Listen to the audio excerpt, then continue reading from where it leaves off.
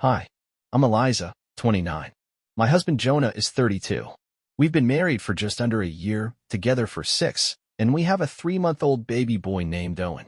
I'm writing this with one hand, sitting on the floor next to Owen's bassinet while my husband snores behind a closed door. I feel like I'm about to lose it. And all because of a nap. Not mine. His. But maybe it didn't start there. When I was pregnant, Jonah's mom turned into a walking nightmare. Anytime we were alone, she'd whisper horrible things. You know, some babies don't make it. Or, stillbirths are more common with first-timers. I told Jonah every time. He looked concerned, said, "That's awful," and did nothing. No boundary. No conversation. He excused it as just how she is. I started thinking I was being overly sensitive. But deep down, I knew I wasn't. Fast forward to Owen's birth. It was rough. I tore, bled, and stayed in the hospital for 4 days. Jonah left every night to sleep at home because the hospital couch hurt his back. I was alone, bleeding, breastfeeding, shaking from exhaustion, and alone. When he finally picked me up from the hospital, he asked if I could carry the diaper bag. The nurse had to step in. She just gave birth. She shouldn't lift anything. He just laughed. Right, sorry. I'm tired. That word, tired, has become a dirty word in our house. Jonah works from home and went back to work after 1 week. I'm a stay-at-home mom. Since then, he's gotten 8 to 10 hours of sleep almost every night. Me? I'm lucky if I get 2 in a row. He says he's exhausted. Meanwhile, I'm breastfeeding, doing all the laundry, feeding the dog, cleaning bottles, handling midnight meltdowns, all with one eye twitching and a tear rolling down my cheek. When I ask for help, I get silence. Or a sigh. Or worse, that blank look like he's trying to calculate how fast he can get back to Reddit before I start crying. And then there's his mom. She comes over and leaves disaster behind. Once, her dog pooped in the hallway, and she laughed while I cleaned it, stitches still fresh from giving birth. Another time, Jonah asked me to help organize the basement. I ended up lifting boxes and started bleeding again. My doctor warned me to rest. Jonah said, it didn't seem like we did that much. So I stopped arguing. Stopped asking. Stopped hoping. We're now in month 3. And I feel like I'm disappearing. I don't want to be touched. I flinch when Jonah enters a room. He keeps asking if I'm okay, and I keep saying I'm fine because what else am I supposed to say? I'm drowning and you're the weight around my ankle? Today was the breaking point. I had been up since 2:30 a.m. with Owen. I hadn't eaten. I hadn't showered. My shirt had spit up, my back hurt, and the dog was whining to go out. Jonah said he'd take care of it. Go nap, he told me. I got it. So I did. I crashed into bed, still in my socks, and slept like someone who hadn't touched a pillow in weeks. For the first time in months. I slept. But when I woke up, everything was exactly the same. When I woke up, the first thing I noticed was the silence. No baby monitor noises. No dishes clinking. No sound of Jonah walking the dog like he'd promised. The clock read 5:56 p.m. I had been asleep for nearly 7 hours. My heart skipped. Owen hadn't slept that long since he was born. I jumped up, scanned the room. The baby monitor was on.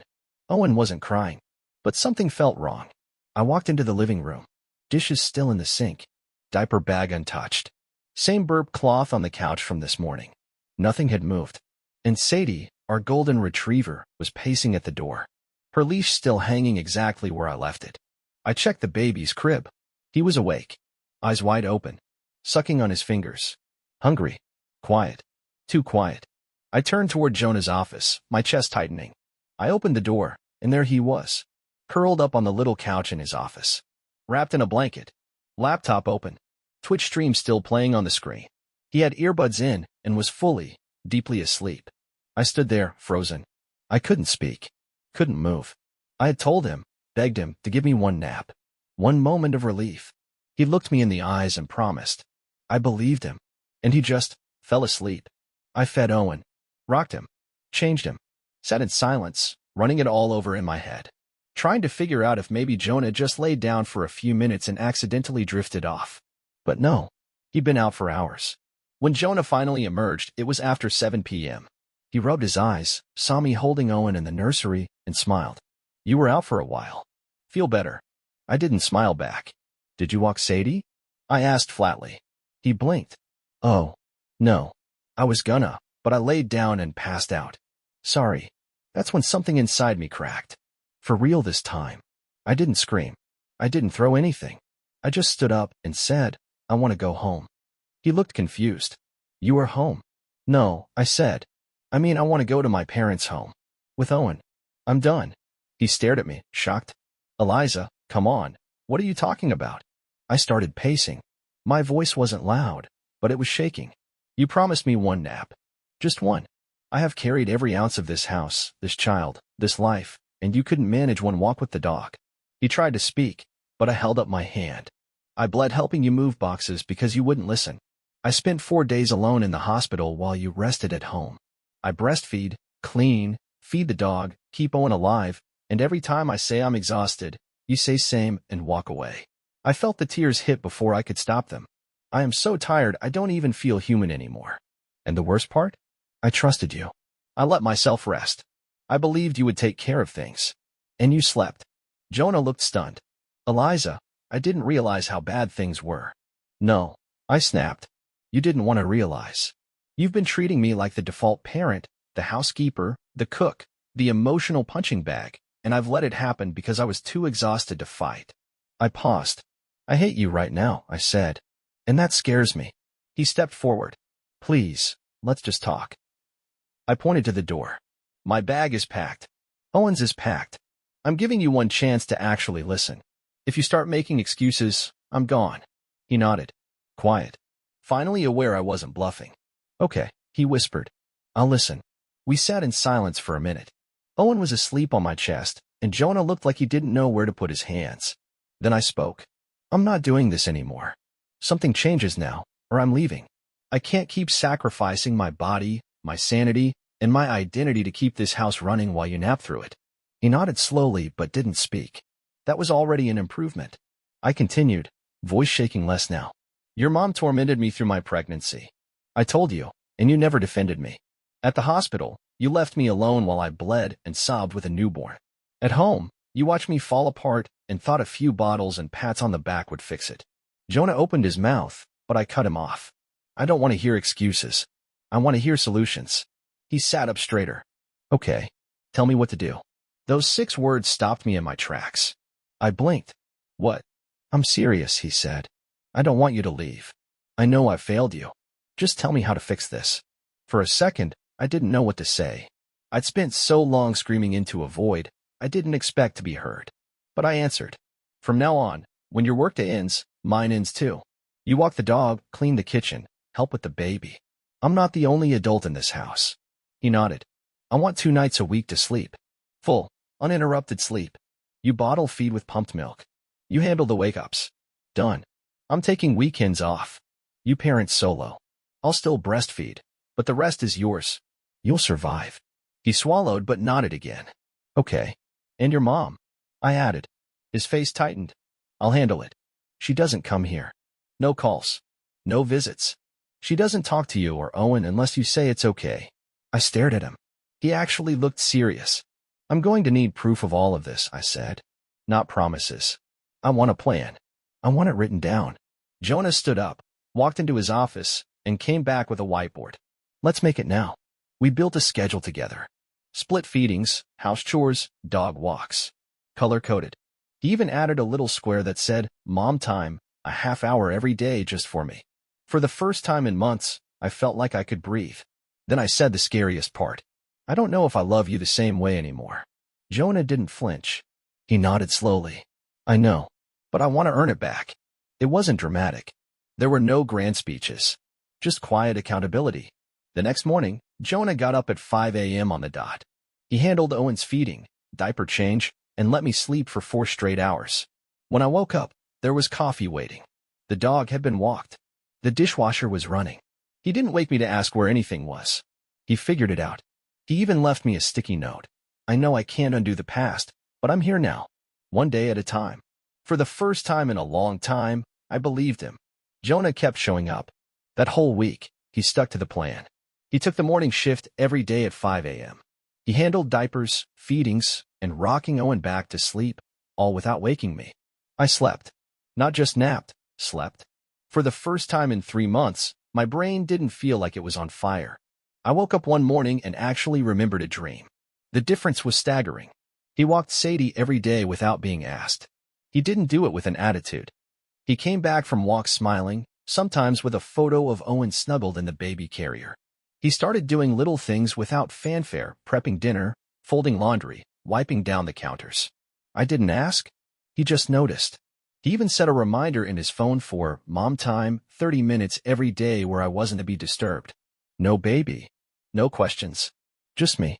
I used it to shower, to nap, to do nothing. And slowly, I started to feel like a person again. One afternoon, I found him sitting on the floor next to Owen's bouncer, reading to him. It was the very hungry caterpillar. He was using voices. I froze at the doorway, watching. This was the same man who used to say, "He's fussy again," after 10 minutes of holding our baby. Now, he was lost in the moment, completely present. He looked up and caught me watching. "I think he likes the weird accents," Jonah said. I didn't say anything, but I smiled. A real one. Not the tired, fake kind I'd been giving for months. Then came the real test, his mother. He called her. I didn't hear the conversation, but afterward, he told me she wouldn't be visiting anymore, not unless I said otherwise. He told her she was out of line, and that he was choosing me and Owen first. She didn't take it well, he admitted. But I didn't back down. I waited for the guilt trip. For the second guessing. It never came. He meant it. That weekend, he made good on his promise. He handled Owen all Saturday. Bottles, diapers, naps. I stayed in bed till noon, ate a real meal, and watched an entire show episode without pausing once. I even took a bath with candles. For a full hour. Nobody knocked. Nobody called my name. When I came out, Jonah was bouncing Owen in the kitchen while singing a lullaby off-key. The bottles were clean. The dog had been walked. Dinner was prepped. I didn't know whether to cry or hug him. I just said, "Thank you." He smiled. "You deserve it." That night, he asked if I wanted to go on a date the next weekend. Just us. He already asked his sister to babysit. It caught me off guard. "A date?" "Yeah," he said. "You're more than a mom. I want to remember who we were before." I didn't say yes right away, but the fact that he saw me, really saw me, made something soften inside.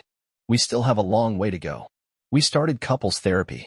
He's been in solo therapy for a while now, something I didn't know until our big fight. I booked my own sessions too.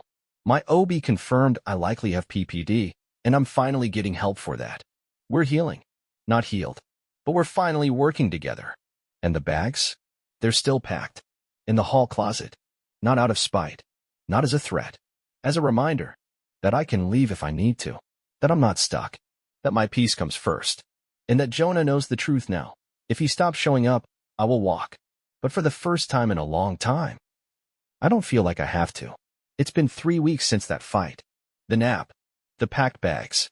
The moment everything could have ended, but didn't. And somehow, I'm still here.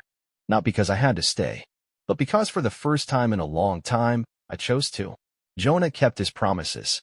He stuck to the schedule. He woke up early, walked Sadie, handled feedings.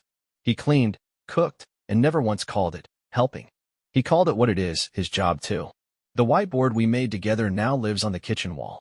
It's updated every Sunday, and we actually stick to it. He even added a box titled, "Check on Eliza," not just the baby. And it's not just the actions. It's his presence. He's here now mentally, emotionally, physically. Not just passing through rooms, but fully in them. Our first date came and went. It wasn't fancy, burgers, fries, and milkshakes in a little diner with flickering lights and a sticky table. But it felt like we were remembering something we'd forgotten. We didn't talk about the baby the whole time. We talked about music. About how weird it is being married. About the stupid inside jokes we used to have. I even laughed. Like really laughed. It caught me off guard. Jonah just stared at me for a second and said, "God, I miss that sound." And I believed him. Therapy has been work. Not easy, but honest. I've stopped hiding how heavy the last few months have been. I admitted that I resented motherhood at times. That I felt invisible. That I hated Jonah. That I hated myself for hating him. My therapist said something that stuck with me. There's no medal for suffering in silence. She was right. I wore my pain like a badge, thinking it made me strong. All it did was break me. Now, I speak. I rest. I ask for space. I ask for help. And Jonah? He listens. We're not perfect. Some days we still snap at each other. Sometimes the dog doesn't get walked right away. Sometimes Jonah forgets to put the bottle parts together, and I cry over spilled milk, literally. But we talk. We laugh. We recover. That's new. Owen is thriving. He has this soft little smile he gives when we're both holding him together. He pats my chest while feeding like he's grounding himself, like he knows I'm his safe place. But I don't want to be just a safe place for him. I want to be one for myself, too. My bags are still packed. Tucked away. Not in sight, but not forgotten. And that's okay. They're not a threat anymore, just a symbol. A reminder that I won't lose myself again. That I can leave if I need to. That I don't have to sacrifice my peace to prove my love. Jonah knows that, too. He told me last night, I know I don't get infinite chances. I know you'll go if I stop trying. And I don't blame you. That honesty? That awareness? It means more than flowers ever could. So, here we are. A little broken. A little stitched back together. We take it one day at a time. I'm not sure what the future holds, but I'm not afraid of it anymore. Because no matter what happens next, I've got me. And that's something I forgot along the way, but I won't ever let go of again.